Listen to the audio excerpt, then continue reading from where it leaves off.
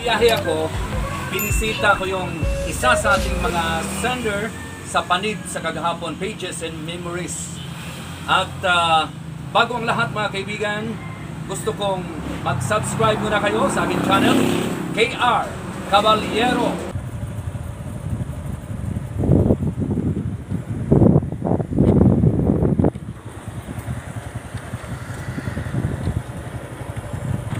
Sentro ng Ipil, Zamboanga, Sibugay.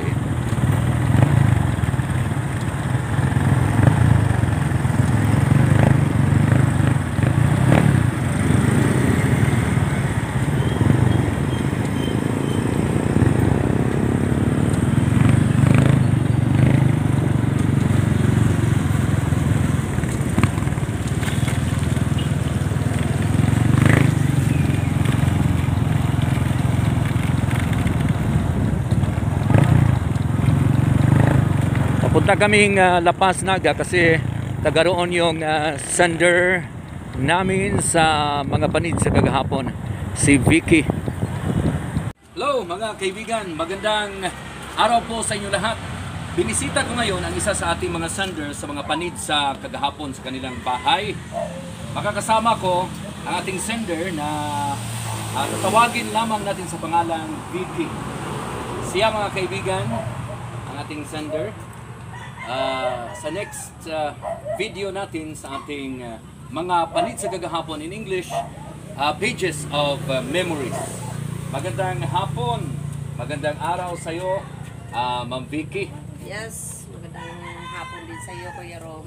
Well, pinuntahan kita dito kasi gawa natin ng drama sa radio, ang buhay mo. Paano ba nag-umpisa? Nung mga 16 years old ka pa?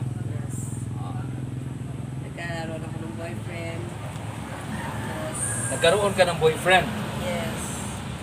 Tapos, nung nag-edad ako ng 17, nung namatay yung papa ko. Nung namatay ng papa ko, lumipat kami sa Northeast, sa Sindangan. Tapos Sindangan pala? Yes. Okay. Doon nagkaroon ako ng boyfriend doon. Tapos sabi niya sa akin, nagka-relasyon kami na siguro 2 linggo. Tapos dating ng 2 linggo, sabi niya sa akin, mag-asawa na tayo. Sabi ko, no, ayaw ko mag-asawa pa kasi wala kasama yung nanay ko. Kami na lang, yung papa ko patay na rin. Hindi, mabuti na yung mag-asawa na tayo para may kasama na lang yung nanay ko. Sabi ko, oh, sige. Ayun, malay agad. Ano tawag doon? Namamanhikan? Oo, namamanhikan. Oo. 4 sila? No, hindi pa. Pagkatapos nun, Oo. pagdating na 1 buwan, hiniwalayan ko siya, pumunta ko ng Cebu. Pagpunta mo sa Cebu? Pagpunta ko ng Cebu, 8 months ako doon, bumalik ako sa amin sa Sindangan. Pagbalik ko, yung namatay din ang nanay ko. Okay. Pag namatay ng nanay ko, nagkakilala ko rin si Rudy. Rudy, bali siya ang pangalawa. Oh, siya ang pangalawa na nagkakilala sa akin. Namamanhikan sa akin. Naging boyfriend mo, namamanhikan, pagkatapos hindi nagkatuluyan. Hindi kami nagkatuluyan. Next, ang Ang pangatlo, pangatlo naman si Doming. si Doming. Oh. Oo. Tapos 2 buwan lang din yun. Sa Cebu rin? Sa Cebu. Tapos pag uwi ko dito, yun naman na si Monoy Wahing. Okay.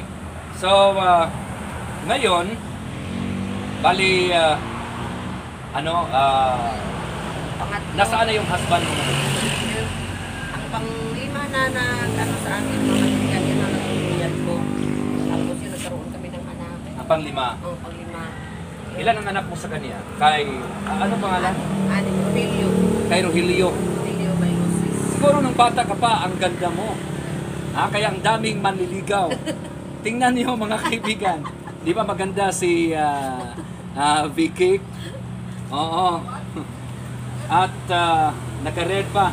So, Nagbawanted. wanted pa. Advance. Ang dami mong mga bulaklak dito.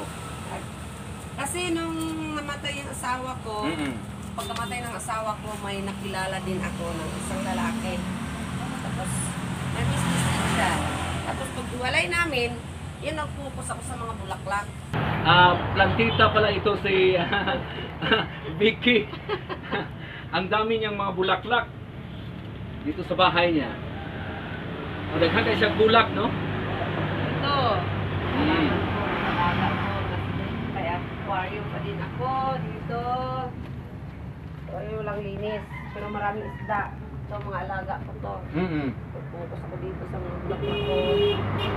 Sobrang pagod ko. Kahit pagod na pagod ako, pag nakatingin ako sa bulaklak ko, dito nawawala yung pagod ko. Ito ang Oo, talagang stress reliever ang mga bulaklak. Yes.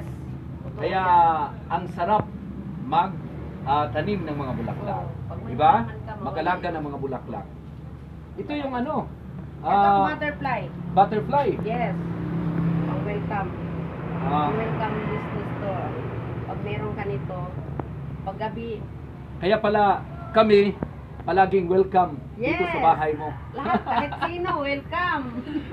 Kahit sino, mga kaibigan ko, pumunta dito, welcome. Ito na mga bulaklak, bibigyan ako sila. Pag meron din bumibili, binibigyan ko sila. Ako, pag hihingi, Bibigyan ka. don't forget to like, subscribe, and hit the notification bell so you'll be notified for more upcoming videos.